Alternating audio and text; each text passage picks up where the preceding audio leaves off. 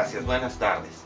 En esta tarde vamos a hablar de los diversos procesos que podemos realizar empleando lo que llamamos gases ideales.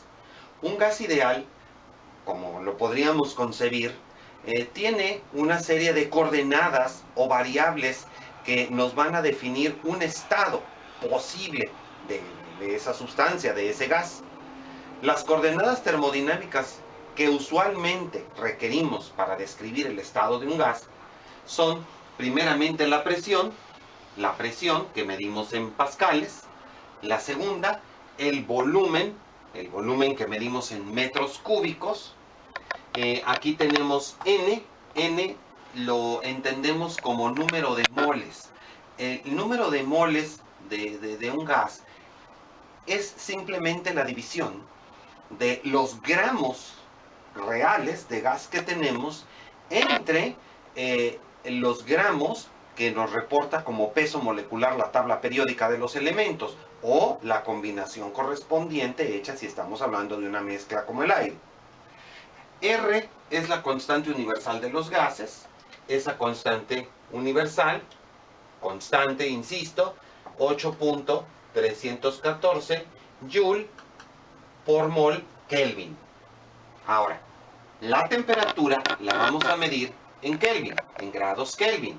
Los Kelvin o grados Kelvin son simplemente los centígrados, los grados Celsius que usamos cotidianamente, más 273. Es temperatura absoluta que se le llama. Y bueno, pues en esos términos, esta es la ecuación de estado, esta es la relación entre las tres coordenadas termodinámicas que nos explica un estado factible de un gas ideal.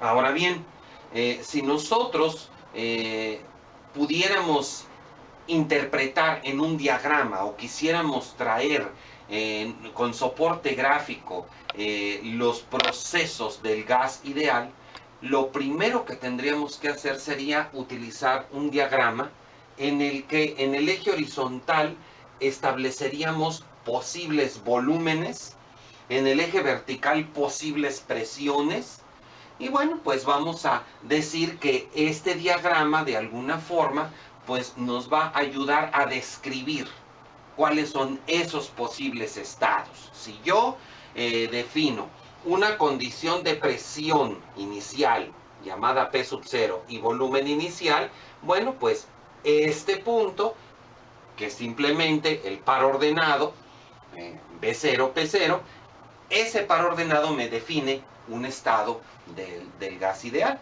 a una temperatura fija. Si nosotros hiciéramos una sucesión de estados en los que tuviéramos la presión constante hasta llegar desde un volumen inicial hasta un volumen final, nos damos cuenta que esta sucesión de estados que va a concluir en una expansión del gas a presión constante, esa expansión a presión constante le vamos a llamar expansión isobárica. Podríamos nosotros imaginarnos un cilindro con su correspondiente pistón. Podríamos imaginarnos que lo cargamos, le ponemos una carga fija y bueno, pues podríamos aplicar quizá calor.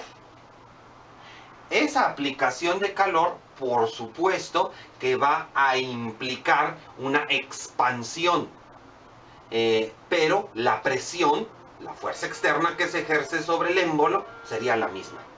Entonces, la expansión isobárica es un proceso factible y queda descrita de esta forma. Aquí es importante definir un término nuevo que es el de proceso que llamamos proceso cuasi estático.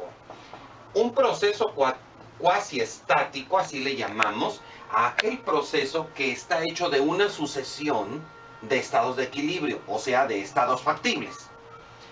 Y la utilidad que nos va a proporcionar este diagrama PV es fundamental, porque si podemos nosotros decir o tuviéramos que calcular el trabajo mecánico que media en esta sucesión de cambios, el trabajo mecánico, todos lo sabemos, es sencillamente la integral de la fuerza a lo largo de una trayectoria.